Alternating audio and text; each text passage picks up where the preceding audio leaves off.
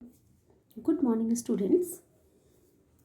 आज हम worksheet number 69 के अंदर फिर से बहुपद में वर्कशीट नंबर 11, 12, 13, 14 की पुनरावृत्ति करेंगे। पिछली कक्षा में भी हमने बहुपद की ही पुनरावृत्ति की थी। अब चलिए आगे बढ़ते हैं। सेम यहाँ पर आपको 1 से लेकर 4 तक के MCQ क्वेश्चंस दिए हुए हैं, जिनमें आपको कोई एक करेक्ट आंसर होगा। आपको उसको चूज करके उस ऑप्शन पर टिक करना है। क्वेश्चन नंबर 5 में आपको सर्व समीकरण का प्रयोग करके इन क्वेश्चंस को सॉल्व करना है। क्वेश्चन नंबर 6 में सेम वही सर्व समीकरण का प्रयोग करके इनके गुणनखंड करने हैं।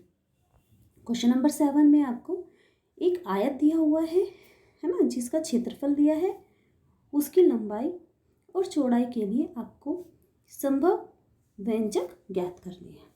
ठीक है, अब चलिए स्टार्ट करते हैं। क्वेश्चन नंबर 1, यहाँ आपको दिया हुआ है कि x² एंड 8 के शून्य ज्ञात करने हैं। देखो बच्चे, जब हम शून्य ज्ञात करते हैं, शून्य का मतलब क्या होता है, हम पिछली बार हर शीट में हम ये हमेशा एक्सप्लेन करते हैं। शून्य वह चीज़ है जिसको रखने पर जो बहुपद दिया होता है उसकी वैल्यू 0 हो जाए।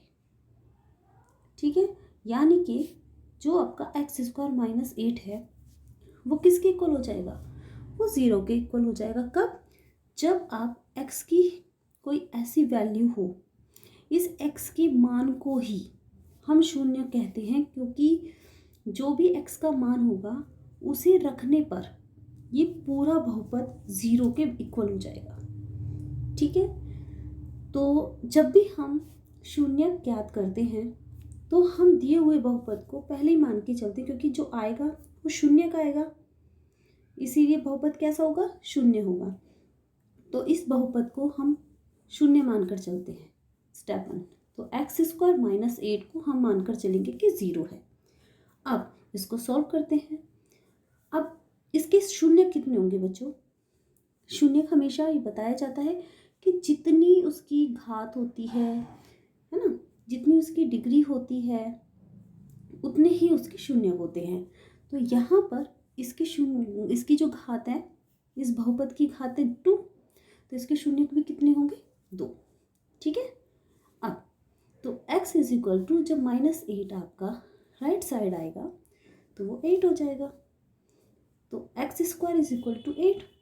जब पावर यहाँ पर जिस तरीके से गुना का उल्टा भाग हो जाता है, जोड़ का उल्टा माइनस हो जाता है, उसी तरीके से अगर घात 2 है तो वो घात दूसरी साइड में आएगा, घात के ही रूप में आएगा, लेकिन उसका उल्टा हो जाएगा। तो 2 का उल्टा 1/2, और 1/2 का मतलब क्या होता है, बताया था मैंने। घात में अगर किसी की वैल्यू 1/2 है तो उसका मतलब √ होता है। ठीक है, तो अब आपका यहाँ पर हम आगे लिखेंगे, तो x = यानी कि वर्गमूल के अंदर 8। जब आप 8 के पेयर बनाने की कोशिश करेंगे तो आपका आएगा 2 × 2 × 2।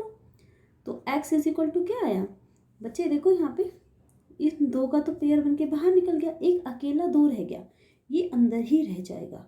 तो यहाँ पर आ जाएगा आपका 2√2। क्लियर हो गया। अब एक और चीज़ ध्यान रखना बच्चे, हमने ये किया था कि x = आया आपका 2√2। बच्चे, इससे पहले जब हमने ये लिखा था x² = आपका 8, जब हम याद रखिए, जब स्क्वायर ना इधर आता है 1/2 तो हो जाता है, उसके साथ साथ आपके 2 साइन आ जाते हैं, एक प्लस और एक माइनस। ठीक है, जब भी √ हटता है इस तरीके से, यहाँ पे आपका 2√2 हो गया, जब भी रूट हटेगा तो आपका प्लस माइनस दोनों साइन इस तरीके से आ जाएंगे। तो आपके दो रूट यही माने जाएंगे, एक रूट होगा +2√2 और दूसरा रूट होगा -2√2। क्लियर हो गया? दो ऑप्शन, यानी कि हमारा ऑप्शन कौन सा सही है? सी। ठीक है बच्चे, क्योंकि घात 2 है तो 2 ही इसके शून्य होंगे। क्लियर हो गया?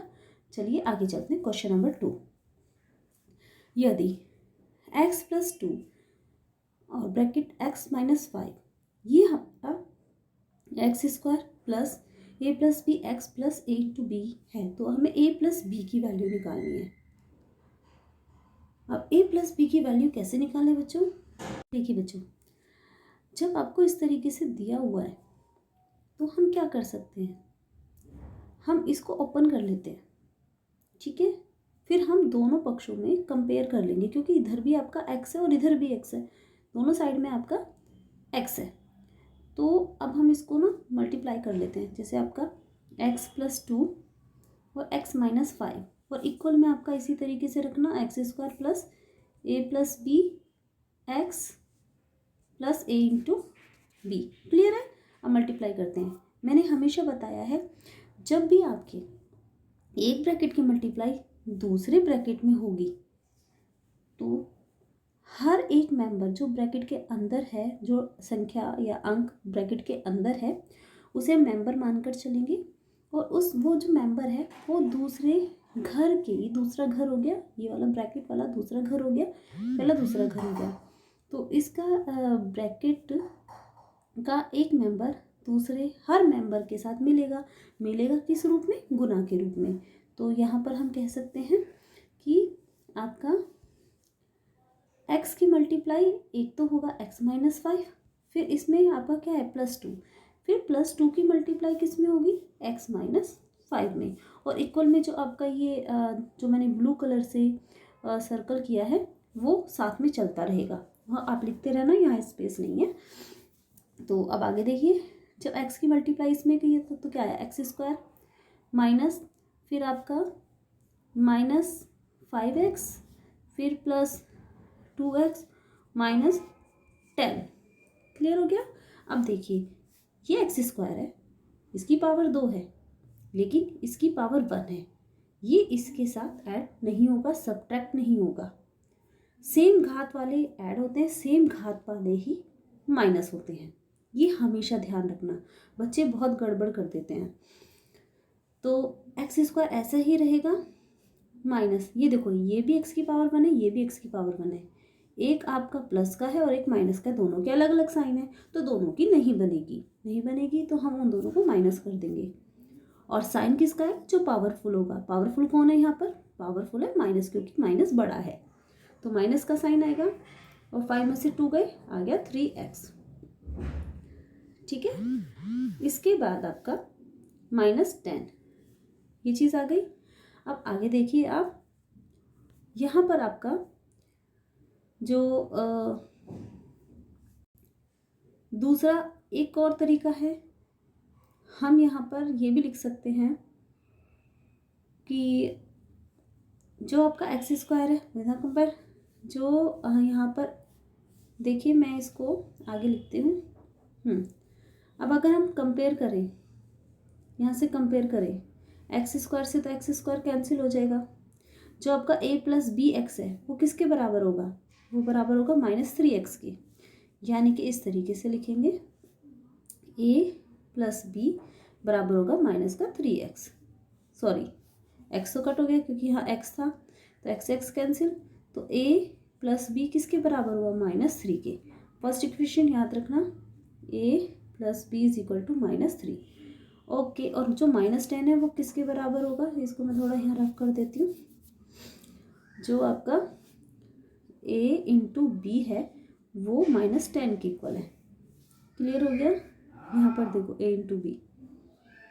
ठीक है, अब इसके बाद हमारा आगे चलते हैं और हमें a + b की वैल्यू, अब देखो a + b की वैल्यू बच्चे कितनी आ गई थी? -3। तो हमें सिर्फ a + b की पूछी थी, अलग अलग पूछते तो हमें इसे आगे सॉल्व करना पड़ता। अब a + b की वैल्यू कितनी आई? -3, तो b is the correct answer. Clear हो गया? बी, सेकंड का B is the right answer, first का C is the right answer. Now आगे चलते हैं। आपका थर्ड क्वेश्चन है, यदि X square plus M X minus 30 आपको ये दिया है तो आपको किसकी वैल्यू फाइंड करनी है, एम की वैल्यू फाइंड करनी है। वो जो सेम प्रोसेस है, इसका आंसर आप मुझे कमेंट करके बताएंगे, ये मैं सॉल्व नहीं करूँगी। जैसे हमने क्वेश्चन नंबर 2 सॉल्व किया है, यहाँ पर a प्लस बी था x के साथ, यहाँ पर x के साथ m है। जो भी इसको सोल्व करके x की वैल्यू आएगी वो m की इक्वल होगी। इसका आंसर आप मुझे कमेंट करके बताएंगे। ओके, क्वेश्चन नंबर 4, यदि 5x square minus 18x plus 9 के गुणनखंड ax प्लस बी और x प्लस बी हो तो आपको a और b के मान ज्ञात करने हैं। अब ध्यान रखिए, गुणनखंड का क्या मतलब होता है, हम इसके अगर फैक्टर करेंगे जो आएंगे वो इसके बराबर होंगे। क्लियर हो गया ये, क्योंकि इसके गुणनखंड है, गुणनखंड है तो जो इससे सॉल्व करके वैल्यू आएंगी, इसके जो गुणनखंड आएंगे वही तो है ये, तो वो इसके बराबर होंगे। क्लियर हो गया, तो जो यहाँ से सॉल्व करेंगे वो इसके बराबर रख देंगे तो आपका ए और बी की वैल्यू आ जाएगी। ठीक है, अब देखिए यहाँ पर आगे चलते हैं। एक मैं आपको दूसरा तरीका भी बताऊंगी। अगर आप ना 1/1 यहाँ पर चलो ये वाला छोड़ देते हैं, सॉल्व करते हैं इसको पूरा, दूसरा तरीका बाद में। 5x square minus 18x plus 9। अब देखिए मैंने गुणनखंड करने की आपको मतलब एक तरीका बताया था। सबसे पहले गुणन करते हैं, हमें सबसे पहले स्टेप हमारा ये होता है कि जो हमारी अचर संख्या होती है उसका साइन ध्यान रखो। उसका साइन कैसा है आपका, प्लस का है। इसका मतलब जो आपको फैक्टर आप करोगे उनको ऐड करने के बाद, प्लस है ना तो जोड़ने के बाद आपका -18 आना चाहिए। और गुना करके क्या आएगा, गुना करके आपका वही आना चाहिए जो आपकी अचर संख्या होगी। और अचर संख्या की यानी कि यहाँ पे है 9, ठीक है, अचर संख्या है 9 और एक्स स्क्वायर का गुणांक वो है हमारा 5, तो यहाँ आया हमारा 45। समझे, यानी कि हमारा गुना करने के बाद 45 आना चाहिए और जोड़ने के बाद हमारा -18 आना चाहिए। क्लियर हो गया। अब चलिए आगे चलते हैं, ध्यान से देखिएगा, इसको थोड़ा सा क्लियर कर देते हैं ताकि आप लोगों को थोड़ा अच्छे से समझ में आ जाए। चलिए, अब जो हमारा 45 है, अब इसके फैक्टर ऐसे करो जिससे कि हमारा 18 आ जाए। ठीक है, 18 कैसे आएगा अब सोचो। हाँ तो बच्चों 45 का अगर हम 15 × 3 कर लें तो देखो मल्टीप्लाई करने पर हमें क्या मिल रहा है 45, और अगर हम दोनों को ऐड कर रहे हैं तो हमें मिल रहा है 18। -18 कैसे आएगा ये देखना बच्चों, हमेशा ध्यान रखना, अगर ऐड करना है ना तो दोनों के साइन एक जैसे होंगे और वो वही साइन होगा जो मिडल वाला मेंबर रखता है। ठीक है, तो अब सीधा कर देंगे 5x स्क्वायर माइनस 15, बड़े वाला जो आपका संख्या होगी वो हम पहले रखते हैं, ये हमेशा याद रखना। फिर आपका -3x और प्लस आपका 9। ठीक है, अब इसके बाद हमने यहाँ से 5x कॉमन लेंगे, अंदर क्या बचा x, एक मिनट, क्या बचा x और -5 3 जा 15। यहाँ पे भी हमारा एक प्लस एक प्लस है और अंदर माइनस आ रहा है 9 के साथ। जब हम यहाँ से कॉमन लेंगे -3 तो अंदर के सारे साइन बदल जाएंगे। ध्यान रखना, एक फिक्स है, अगर आप एक बार माइनस कॉमन ले लेते हैं तो माइनस बहुत इफेक्ट डालता है, अगर प्लस कॉमन लेंगे अंदर पे कोई साइन का फर्क नहीं पड़ेगा। तो यहाँ पे x -3, तो आपका x -3 और एक आया 5x -3, तो एक आया x -3, एक आया हमारा 5x -3। क्लियर है।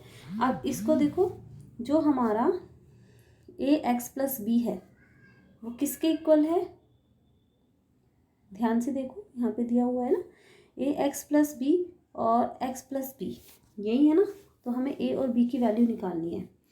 तो बच्चे जो आपका ए एक्स प्लस बी है वो आपका x माइनस 3 के बराबर है, ठीक है।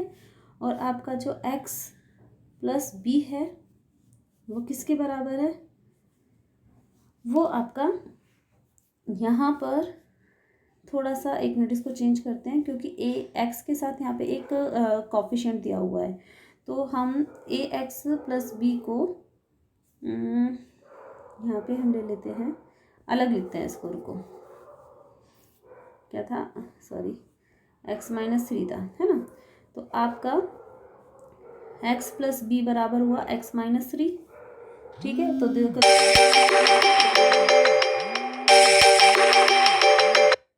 जब हम कंपैरिजन करेंगे तो x से x कैंसिल हो जाएगा, b की वैल्यू क्या आ जाएगी -3, क्लियर हो गया। अब इसके बाद हम 5x माइनस 3 को हम किसके बराबर मानेंगे, 5x माइनस 3 को हम मानेंगे ax प्लस b के, ठीक है। अब देखिए तो b की वैल्यू -3 थी, तो अब आप 5x minus 3 is equal to a की वैल्यू, आई थिंक, एक मिनट बच्चे, तो a की वैल्यू थी, b की वैल्यू थी -3, तो हम यहाँ पर हाँ b की वैल्यू रख देंगे 3 is equal to a x minus 3, या b है, b की वैल्यू हमने रख दिया -3। अब -3 से आपका -3 कैंसिल हो गया, x से x कैंसिल हो गया, तो a इज इक्वल टू आ गया आपका 5। तो बच्चे आपका जो आंसर है वो क्या होगा, ये रहा सी पार्ट, a बराबर 5 और b बराबर सॉरी b बराबर -3 था, a बराबर 5, A is the right answer, a बराबर 5, b बराबर -3। तो fourth question is the right answer. Now question number 5 बच्चे, मैं इसमें आपको एक करके बता देती हूँ, बाकी आप करना। जैसे आपका 997 की क्यूब है, अब आपको इसको सॉल्व करना है। तो अब आप ये देखो सबसे नियरेस्ट किसके है, हमें ऐसा एक नियरेस्ट ढूंढना होता है जिसमें ज़्यादा से ज़्यादा जीरो आ जाए और कैलकुलेशन आसान हो जाए। मैं इसको थोड़ा सा सॉल्व करके दिखाऊंगी, बाकी इसको आपको पूरा करना है, बाकी 3 पार्ट भी आपको खुद करने हैं। तो आप देखिए 1, ये 1000 माइनस अगर हम 3 कर देंगे क्यूब, तो आपका देखो अगर माइनस करोगे तो वापस आपका ये ऊपर वाला पार्ट आ जाएगा, ठीक है। अब हम इसको आगे a माइनस बी का होल क्यूब है, तो a माइनस बी का होल क्यूब का फॉर्मूला क्या होगा, सीधा करोगे a की क्यूब, मैं फॉर्मूला लिख देती हूँ, उसको अप्लाई करना, उससे आ जाएगा। ये सर्वसमी का है, a की क्यूब माइनस b की क्यूब माइनस 3ab ब्रैकेट में a माइनस b। अब a को आप मानोगे 1000, b को मानोगे आप 3। अब इसमें वैल्यू आप पुट करना, तो आपका सॉल्व कर देना, आंसर आ जाएगा। क्लियर है। क्वेश्चन नंबर 6 है, इसमें आपको पहचानना है कि कौन सी सर्वसमीका यूज़ हो रही है। इन सभी सर्वसमीका का आपको गुणनखंड करने हैं, जैसे कि आपका, मैं ले लूँ थर्ड पार्ट ले लेती हूँ, 9 माइनस 4x²। तो बच्चे यहाँ पे 9 है, तो 9 का 3 का स्क्वायर और -2x²। तो अब हम इसको a प्लस, देखो a² माइनस b² बन रहा है, तो a plus B, a minus B वाली इसमें सर्वसमीका लगेगी, a प्लस बी और a माइनस बी की सर्वसमीका लगेगी। तो सीधा आप अप्लाई कर सकते हैं। तो a हमारा 3 है, b हमारा 2x है, तो 3 + 2x एंड 3 - 2x। क्लियर हो गया, दैट्स योर आंसर। इसके बाद हमारा क्वेश्चन नंबर 7, वह आयत जिसका क्षेत्रफल, अब आपको कुछ नहीं करना, इसके सिंपल आपको गुणनखंड करने हैं। गुणनखंड करके इसकी घात 2 है, ये 2 भागों में टूटेगा, ठीक है, 2 फैक्टर होंगे, तो वही उसकी जो व्यंजक हैं वह इसकी लंबाई और एक चौड़ाई हो जाएगी, ठीक है। उम्मीद करती हूँ आपको ये चीज़ें क्लियर हो गई होंगी। अब आप इन क्वेश्चंस को सॉल्व कीजिए और इनके आंसर्स कमेंट करके मुझे बताइए। थैंक यू बच्चों।